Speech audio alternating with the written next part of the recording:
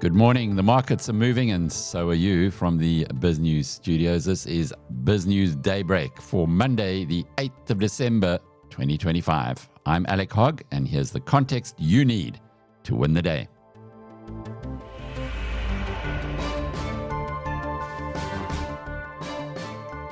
Well, global markets were a mixed bag last week. Wall Street saw a massive rally in semiconductors with microchip technology jumping 23%. Pity we don't have that one in the BizNews portfolio. We do have ASML though, and that's been doing pretty well recently too. The media landscape though shifted beneath our feet as Netflix officially beat out Paramount to acquire Warner Brothers Discovery. Or have they? More on that story in just a moment. But lots of drama also here on the JSE in South Africa, while gold miners like Gold Fields and Anglo Gold provided a safe haven. Gold Fields was up 6%, DRD up 6% as well, Sibanye 4%, Anglo Gold 4%, Harmony 4%. It was quite a good run for the South African mining stocks. However, the big story though was a company called MTN Zakhele Futhi. It jumped 56% on Friday, but don't let the arrows fool you. This is a dead cat bounce. On Friday, the board announced the scheme is unwinding and it's going to be paying out just 15 cents to investors who hoped for long-term wealth creation. In fact, 4 years ago, this BEE scheme was trading at over 30 Rand a share. Why did it jump from 16 cents to 25 cents? Well, there's also going to be potentially an agterskot for MTN Zakhele Futhi shareholders, but I guess most of those who put their money in a long time ago are sitting back and saying, it's not worth a damn anyway, so who cares? Anyway, it's a harsh lesson that when things go well and you have debt or leverage, that's great. And the previous MTN Zakhele scheme actually made a lot of money for its shareholders. But when things go the other way, well, it can wipe out whatever money you put in. These debt-heavy BEE structures can destroy value, and often do when the tide goes out. The Sasol Nzalo one, another good example. A massive weekly gain there for speculators, but a terribly painful exit for the man in the street. Well, let's get on to those big international stories now, and kicking off first with the news on Netflix. Netflix has made a bid to acquire Warner Brothers. Warner Brothers Discovery. It beat out some very strong opposition, including Larry Ellison's son, but it doesn't look like all's going according to plan. Well, not just yet. Let's just pick up with our partners at Bloomberg. We're learning more about how Netflix landed its deal to buy Warner Brothers Discovery. Bloomberg's Monica Ricks reports. Netflix's plan for Warner Brothers reportedly started to take shape around Thanksgiving. The streamer assembled a $59 billion bridge loan from banks to make a mostly cash and stock bid. And sources tell Bloomberg its offer eventually won, thanks to doubts from Warner executives about how Paramount would pay for the company. Now Warner Brothers CEO David Zaslav is poised to become a billionaire if this deal closes. But if it falls apart or fails to win regulatory approval, Netflix has also agreed to pay a $5.8 billion penalty. It's one of the biggest breakup fees of all time. Monica Ricks, Bloomberg Radio. Well, it may not go through, though. Donald Trump has his thoughts, apparently. Here's Charlie Pellet from Bloomberg. President Trump is raising potential antitrust concerns for Netflix's planned acquisition of Warner Brothers Discovery. Well, that's got to go through a process, and we'll see what happens. Netflix is a great company, and they've done a phenomenal job. Ted is a fantastic man. I have a lot of respect for him, but it's a lot of market share. The president made the comment speaking to reporters at the Kennedy Center in Washington. Hollywood writers, producers, directors, and theater owners are voicing skepticism over Netflix's proposed $82 billion takeover of Warner Brothers Discovery. With more, here's Bloomberg's Tom Busby. They say it threatens to undermine their interest. The Writers Guild of America, which announced in October it would oppose any sale of Warner Brothers Discovery, reiterated that view on Friday, saying the purchase by Netflix must be blocked. The worries raised by the movie and TV industry's biggest trade groups come against the backdrop of falling movie and TV production, slack ticket sales, and steep job cuts in Hollywood. In New York, Tom Busby, Bloomberg Radio. Well, Warner Brothers Discovery shareholders are delighted, of course, but those in Netflix, not so much so. They were down slightly over the week. Really hit hard, though, were the initial favorites to take over the company, Paramount Skydance. That was down by 16.5%. Moving to the debate over Ukraine now, and Europe and the European leaders are not giving up easily. Again, here's our partners at Bloomberg. The leaders of France, Germany, and the UK will meet with Ukrainian President Volodymyr Zelenskyy in London Monday to discuss U.S. efforts to reach a peace deal after Russia carried out another round of massive attacks.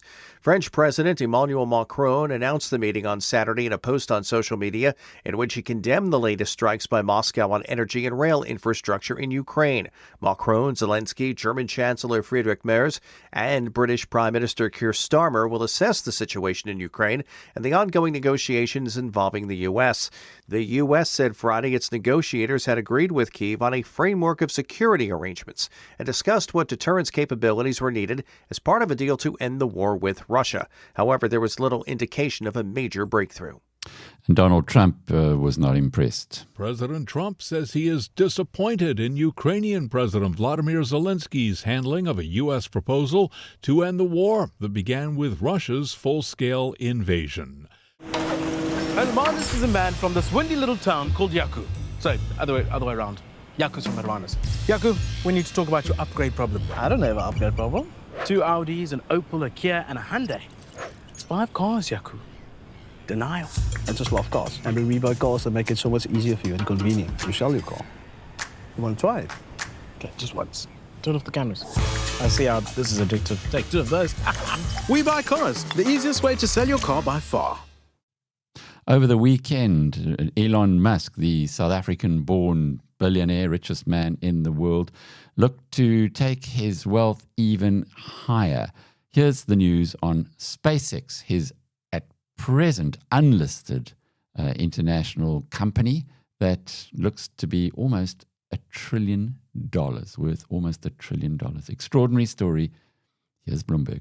SpaceX is preparing to sell insider shares in a transaction that would value Elon Musk's rocket and satellite maker at as much as $800 billion. This from people familiar with the matter, reclaiming the title of the world's most valuable private company. The details discussed by SpaceX's board of directors on Thursday at its Starbase hub in Texas could change based on interest from insiders, sellers, and buyers or other factors. This from some of the people who asked not to be identified as the information is not public. SpaceX is also exploring a possible initial public offering as soon as late next year. Elon Musk on Saturday denied that SpaceX is raising money at an $800 billion valuation without addressing Bloomberg's reporting on the planned offering of insiders' shares.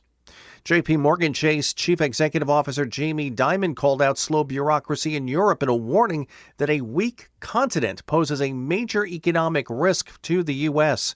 He says Europe has a problem. Europe has a problem. I think they accomplished an unbelievable thing with when the Euro got together, the East, and they said, let's live in peace. And so living in peace is a good thing, but it got bogged down. It takes 27 nations, to make a decision.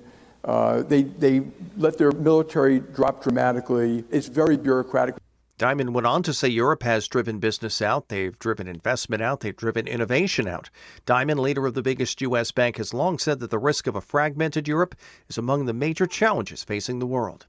Apple, long the model of stability in Silicon Valley, is suddenly undergoing its biggest personnel shakeup in decades, with senior executives and key engineers both hitting the exits. In just the past week, Apple's heads of artificial intelligence and interface design stepped down. Then the company announced that its general counsel and head of governmental affairs were leaving as well. All 4 executives have reported directly to Chief Executive Officer Tim Cook, marking an exceptional level of turnover in Apple's C-suite. Thoma Bravo founder and managing partner Orlando Bravo says the rapid advancement of AI is stirring enormous anxiety among investors, and the hype has triggered a fear of missing out in private markets.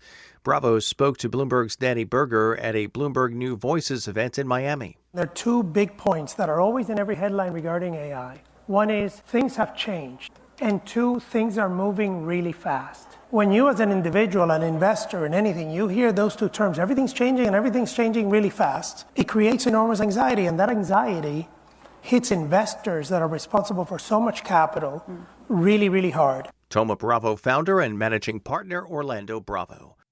And back here at home, we are watching what's going on in the United States interest rates, because it has an impact here as well.